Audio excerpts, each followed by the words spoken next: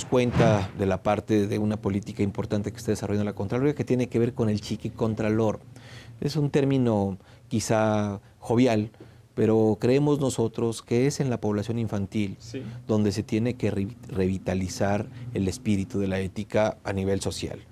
Los niños son almas nobles, que no tienen malicia, que vienen en procesos familiares, pero si nosotros llegamos a esa población infantil y empezamos a transmitir conceptos como rendición de cuentas, como honestidad, como valores, pues creo que vamos a tener al menos la esperanza de esa transformación de las nuevas generaciones. Tenemos que hacer algo desde la educación, desde la escuela.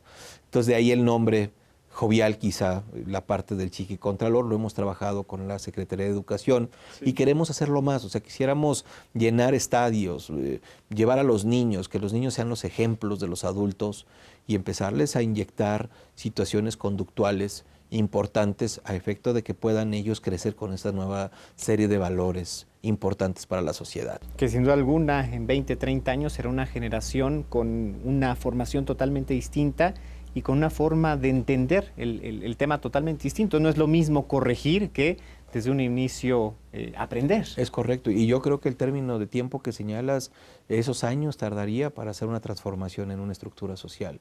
Entonces tendríamos que empezar a hacerlo. De lo contrario, pues nos están ganando la batalla y toda esta parte negativa en lo social pues va a causar pues una situación no propicia para nadie. A nadie nos gusta pagar dádivas, ni que nos pidan.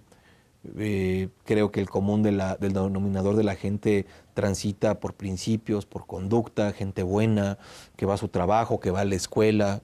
Entonces creo que en esa inercia tendríamos que ponderar el derecho a la transparencia y a la buena administración, como lo señala la Constitución.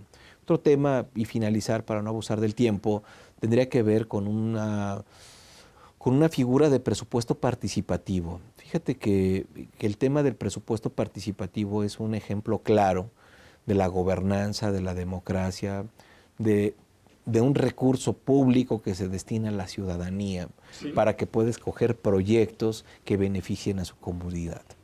El tema del presupuesto participativo data de 2011, se incluye en la Ley de Participación Ciudadana, es lo que te decía de las leyes, y se queda acotado únicamente a un 3% del presupuesto total. Hay cierta falta de coordinación en el presupuesto, los programas y su ejercicio. Existe inconformidad por parte de la población, hay poca difusión. Entonces creo que ahora con la Constitución promulgada, que establece muy bien ese tema de participación ciudadana y de presupuesto participativo, tendremos un techo jurídico donde la gente pueda llevar no nada más 4 rubros para los proyectos, sino que pueda hablar de cultura, de educación, de tecnología, de ciencia, lo que crea conveniente en sus colonias.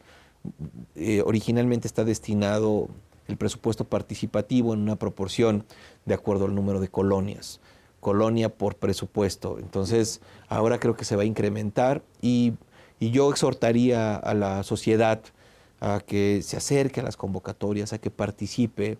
No tiene que ver una cuestión política ni de filiación, es una cuestión de participación de la propia sociedad en disponer de un recurso que es para ellos. Que es, efectivamente, ¿no? Que puede significar la transformación de su calle, de su colonia, de su barrio para tener mejores condiciones de vida. Es correcto, y sobre todo de mayor participación, que es lo que se necesita. Es tristísimo, ¿no? Ver algunos resultados en los meses de noviembre, ahora septiembre, con participaciones raquíticas y finalmente son pocos los que terminan decidiendo el interés colectivo. Es correcto. Entonces creo que también ese es un punto importante. La parte de la auditoría, pues bueno, que es la actividad fundamental, el número de auditorías que llevamos a cabo el año pasado. 553, ¿no? Para hacer es correcto, y obviamente pues de ellas derivan responsabilidades. Ahorita tenemos en un promedio en este primer trimestre del año cerca de 400 sanciones que van desde amonestaciones a inhabilitaciones. Hay temas sensibles, delicados, donde la Contraloría ha estado presente. Sin embargo, el mensaje que quisiera transmitirle a la sociedad como parte de este informe de gestión es que ha sido un año de innovación, ha sido un año de compromiso, de esfuerzo, donde nos comprometemos día con día todos los 1,150 servidores públicos que componemos esta dependencia a dar nuestro mejor esfuerzo, y estar brindándole a la comunidad pues servicios de legalidad, de transparencia y de rendición de cuentas. Maestro, para concluir quisiera recuperar dos mensajes que dio usted justamente ayer, que compartió con los asambleístas. Les decía, para lograr estos proyectos, para lograr esta intención y esta transformación, es indispensable la corresponsabilidad. ¿Cómo debemos nosotros también los ciudadanos sumarnos a esta nueva cultura y ser parte de? Es una exigencia natural. La sociedad ya no soporta más estar como estamos. Tiene que cambiar las cosas. Tiene que haber mayor participación decidida, firme. Los partidos políticos tendrán que entender la lección de los ciudadanos. Pero será con los ciudadanos, de la mano de las amas de casa, de los profesionistas, de los maestros, de los obreros, que conduzcamos también con conductas firmes, que no nos prestemos por vernos beneficiados en una fila, de ganar o privatizar el espacio público, por cosas muy pequeñas que parecerían comunes, pues empezar a respetar el derecho del otro. Empezar a esperar mi turno y también el gobierno, pues agilizar el proceso, hacer una simplificación donde no te permita estar dando 3,000 vueltas y 4,000 copias para liberar o hacer un trámite.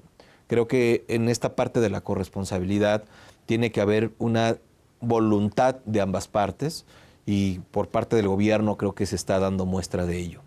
Y por último, el mensaje también fue muy claro por parte de usted. El compromiso de la Contraloría es con la transparencia, es con la rendición de cuentas, es con el combate a la corrupción.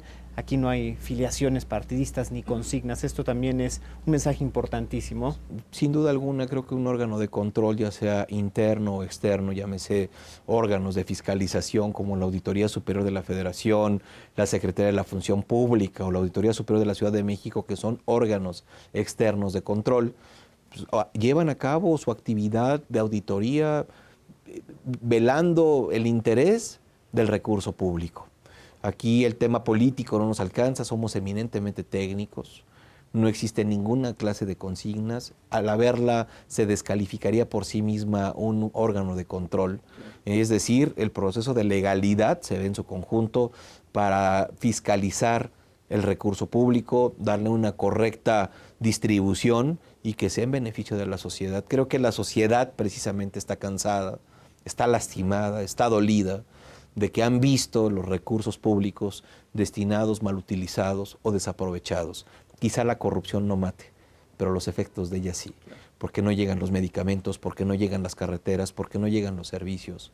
Entonces, esos son los temas de fondo que sí inciden en la estructura social. Pues, maestro, muchísimas gracias por recibirnos esta noche aquí y pues por compartir con nosotros estos resultados. Al contrario, un saludo afectuoso a todas y a todos. Muchas gracias. Continuamos con más.